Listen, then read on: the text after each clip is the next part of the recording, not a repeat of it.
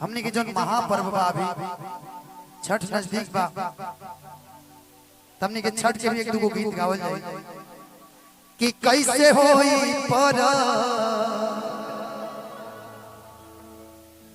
रहुरा बानी यारा ये खुशी से कह लिया एक बार बोलिएगा कि कैसे होई पर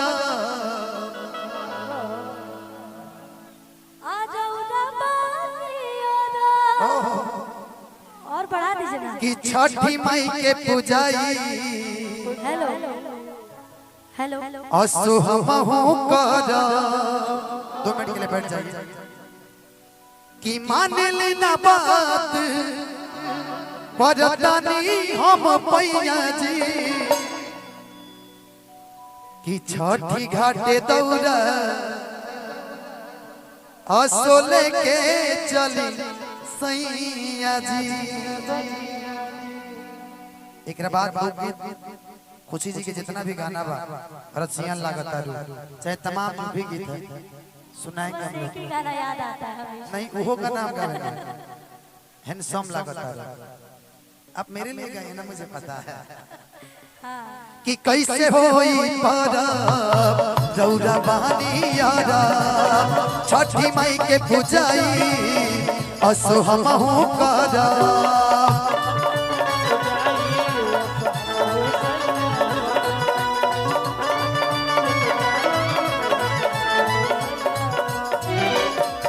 मान ली ना बात परदानी असो पैया जी मान ली ना बात परदानी हम पैया जी बोल छठी मैया की छठी घाटे दौरा असो लेके चली सैया जी छठी घाटे दौरा छठी घाटे दौरा असो लेके चली सैया जी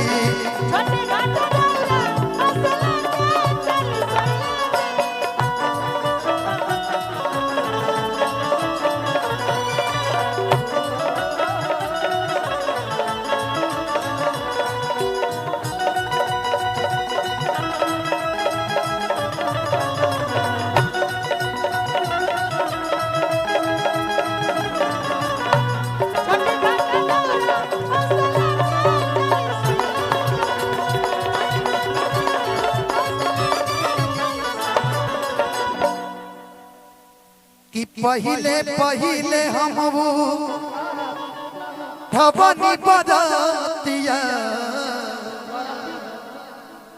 अच्छा किसी के पास ओढ़नी है भाई दीजिएगा ओढ़नी दीजिए ना ओढ़नी हाँ दीजिएगा अपना दो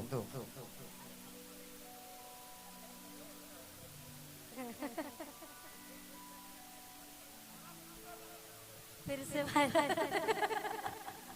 इधर इधर कि पहिले पहिले तू ई कहली हमरा से ए बलबला कि पहिले पहिले हम ठबनी बदतिया ओ माय गॉड कि दोनों बेरा दे हम दीना नाथ के अरघिया कि पहिले पहिले हम ठबनी बदतिया दोनों बेरा दे हम दीना नाथ के अरघिया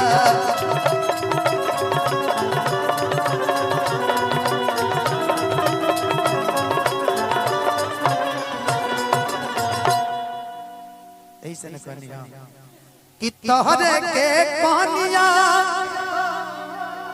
बनाई ये खुशी हो एक खुशी तू छठ मेरी करो तारू कि जतिया जे बाड़ू हमारे सोना कि तोहरे के दुल्हा बनैत धनंजय हो ओहो तोर गई कि तोहरे के दुल्हा बनैत धनंजय हो जतिया जे रही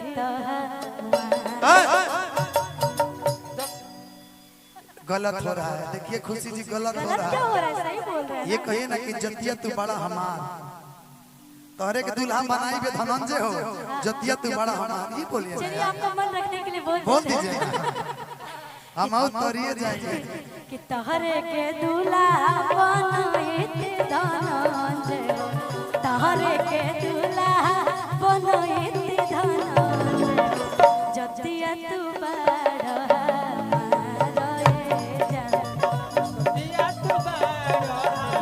भैया। ई जब छठ उठैले त हम कहनी हम कि पहिले पहिले हम ठबनी बरातिया दुनु बेर दे हम दीना नाथ के अजादिया।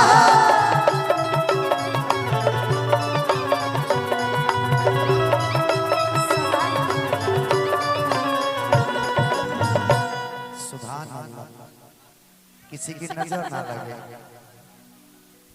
आप पता है गदर की जो हीरोइन है ना, गदर 2 में उसकी हीरोइन आप लग रही है। Oh my God. अच्छा विनोद भैया सादर प्रणाम। कि साल भोपा तू ये मेरा, ये छठ कितनी बार मनाई जाती है पता है? 2 बार मनाई जाती है चैती छठ हाँ। और एक अभी जो हो रहा है कि साल भोपा तू ये मेरा आवे इस समैया जी। ए सोना आजा दुबई से घर कि छठी घाटे दौड़ा असो लेके चली सैया जी, छठी घाटे दौड़ा लेके चली असो सैया जी।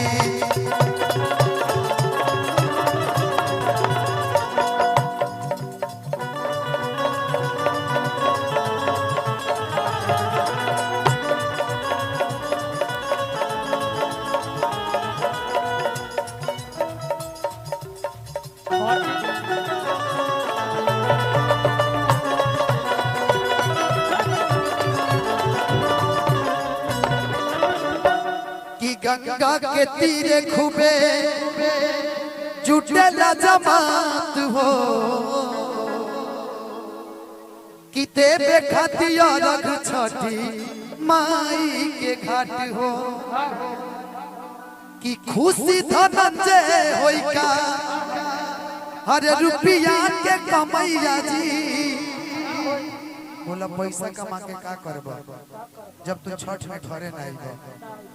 कि गंगा के तीरे खूबे जुटेला जमात हो, देवे खतिया रख छठी माई के घाट हो।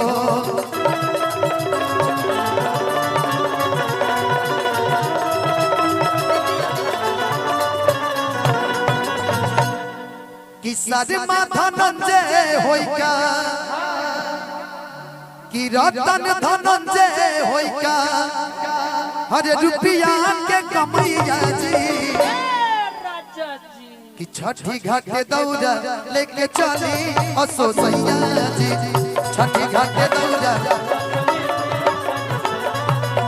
छठी घाटे दौड़ा असो लेके चली सैया जी, छठी घाटे दौड़ा।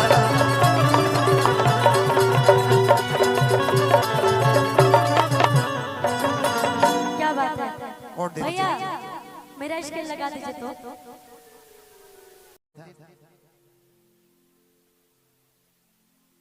देखिए सभी कलाकारों का मान सम्मान उतना ही है मेरी नजर में, लेकिन और भी कलाकार कोई जो बाहर से आया है, सबसे पहले मेरा दायित्व बनता है कि उनका हम मान सम्मान करें।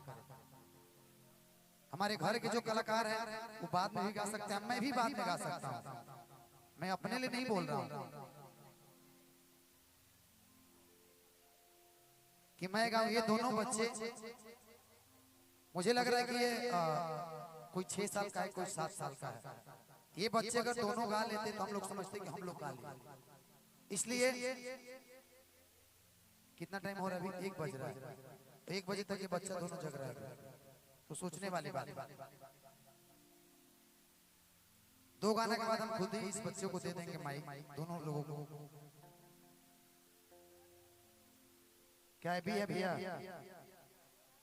भी है, भी कीजिएगा। हेलो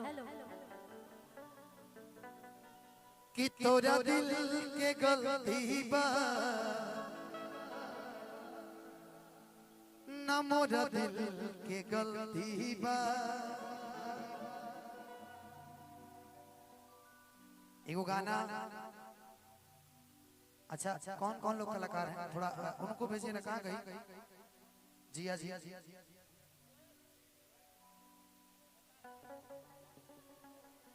एक आपका गाना फरमाइश में गा दूंगा। ये मेरे लिए दोन से आए हैं चल करके,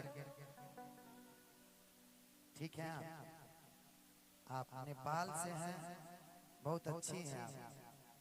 इनसे हमारी बात हुई कि मैं भी आऊंगी प्रोग्राम में, मैंने बोला ये स्वागत है आपका।